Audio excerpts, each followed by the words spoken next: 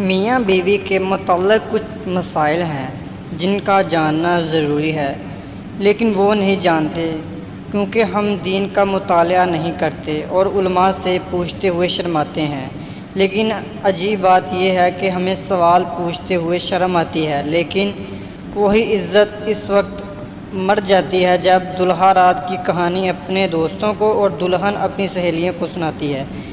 میاں بیوی بچوں کے حقوق کے مسائل کو جاننا ضروری ہے۔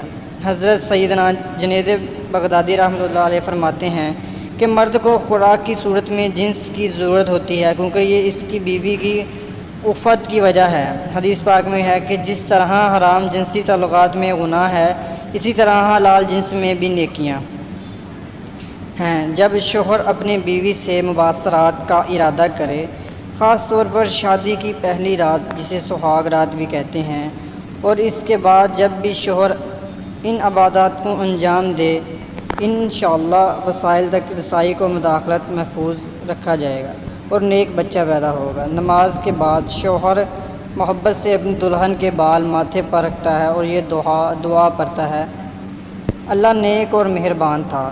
پھر نماز اور اس نماز کی برکت سے میاں بیوی کے درمیان محبت اور اتحاد قائم ہو جائے گا۔ انشاءاللہ 10 مرتبہ اللہ اکبر پڑھیں۔ پھر بوسہ لینے کا مطلب بوسہ لینا ہے۔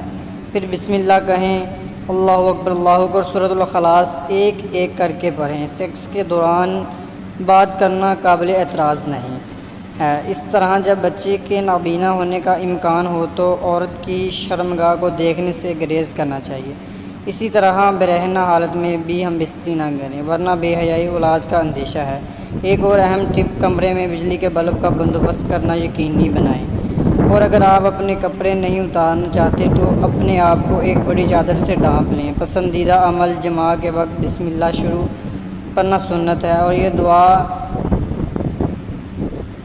پڑھیں، لیکن یاد رکھیں سحری شروع کرنے سے پہلے پڑھنا چاہیے اور داخل ہوتے وقت بسم اللہ شریف پڑھنا افضل ہے۔ کمرے کا وقت سیدھا اندر آ جاؤ، اگر تم ایسا کرتے رہو گے تو شیطان کمرے سے باہر رہے گا ورنہ تمہارے ساتھ مل جائے گا۔